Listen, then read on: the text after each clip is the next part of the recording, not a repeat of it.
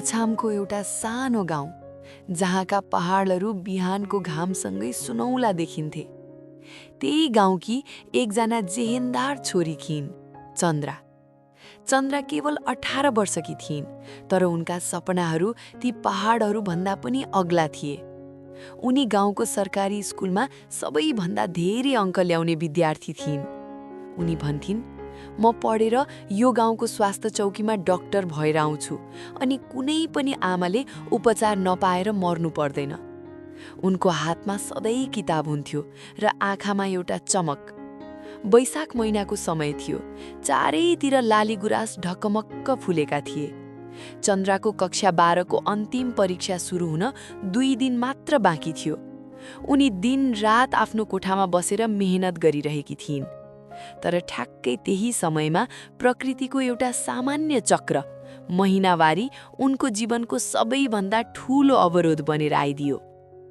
चन्द्रा महिनावारी भएको खबर घरमा फैलना साथ खुसीको माहौल सन्नाटामा बदलियो।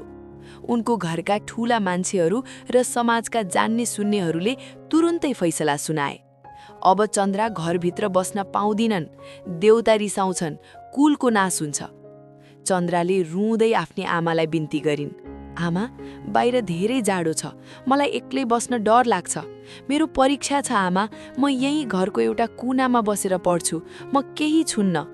आमाको मन त पग्लियो, तर समाजको डर र वर्षौंदेखिको अन्धविश्वासका अगाडि आमाको ममता निरीह बन्यो।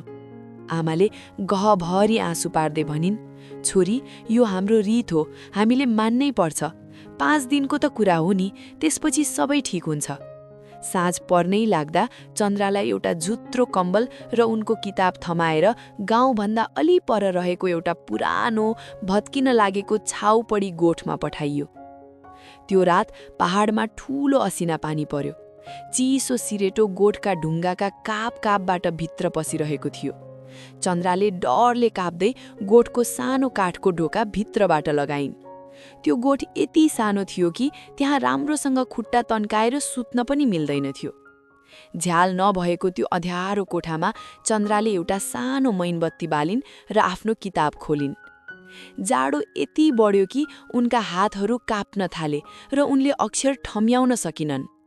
न्यानोको लागि उनले गोठको कुनामा केही सुकेका पात र दाउरा जम्मा गरेर सानो आगो बालिन्। धुवाँ बाहिर जाने कुनै ठाउँ थिएन।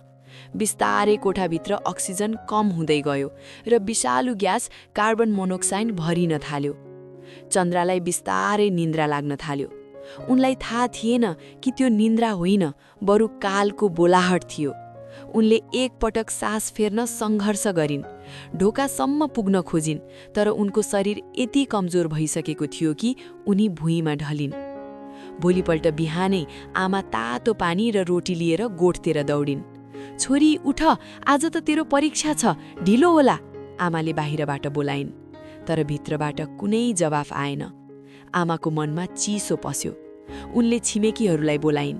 जब ढोका फोरेर हेरियो, त्यहाँको दृश्यले सबैको होस उडायो। चन्द्रा भुइँमा मृत अवस्थामा लडिरहेकी थिइन्। उनको एउटा हातमा अझै पनि त्यही विज्ञानको किताब थियो र अर्को हातमा प्रवेश पत्र।